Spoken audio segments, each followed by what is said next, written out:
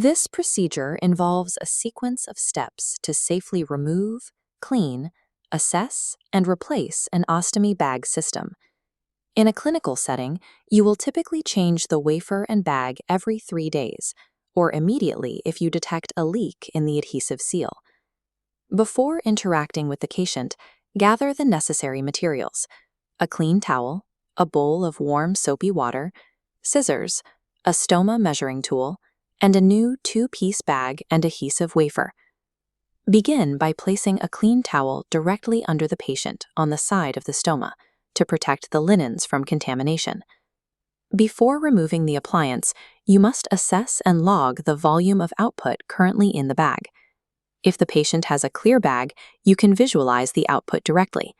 If the bag is opaque, you must empty the contents into a measuring container to record an accurate volume. Establishing this baseline data and preparing the environment prevents contamination and ensures you have a clear record of the patient's output. To remove the old wafer, peel the edge back and gently press the skim down and away from the adhesive. Avoid pulling the wafer upward, which can tear the skin. If the adhesive is difficult to remove, you can use warm water or alcohol to help loosen the bond. Once the wafer is removed, use a washcloth and warm soapy water to clean the stoma and the surrounding area. You must never scrub the tissue, as this can cause bleeding or severe irritation. Use only gentle, sweeping strokes to clean the site. When the site is clean, pat the skin dry with a towel.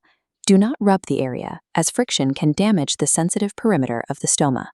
Minimizing mechanical friction during both removal and cleaning prevents the microabrasions that often lead to painful skin breakdown. With the area clean and exposed, you can now perform a visual assessment of the stoma's health. A healthy stoma is moist and ranges from light to dark pink. You are looking for warning signs. Dark red, pale purple, or blue are abnormal. These colors indicate poor perfusion, meaning inadequate oxygen. Report these signs to a physician immediately. After checking the stoma itself, inspect the surrounding skin for any rashes or other signs of breakdown.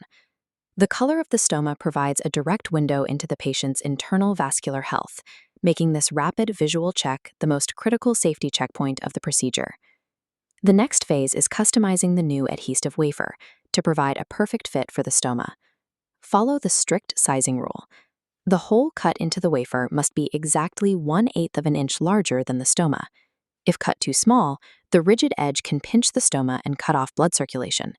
While some brands include built-in measurement guides, others do not. You must manually measure the stoma if your specific wafer lacks a guide. Use your scissors to cut the inside hole of the wafer to meet those specific dimensions.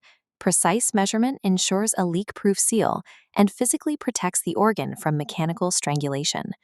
Apply any necessary skin prep or barriers. Then remove the backing from the wafer and center the hole directly over the stoma. Talk to your patient about their preference for the bag's orientation. Depending on their comfort and mobility, they may prefer it pointing straight down or off to the side.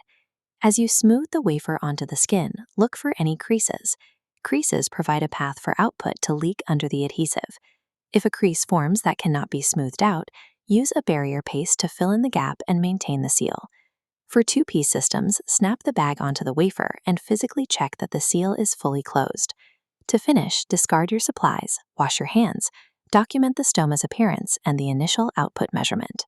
A properly fitted and securely sealed appliance protects the patient's skin and dignity while providing the clinical team with essential health data.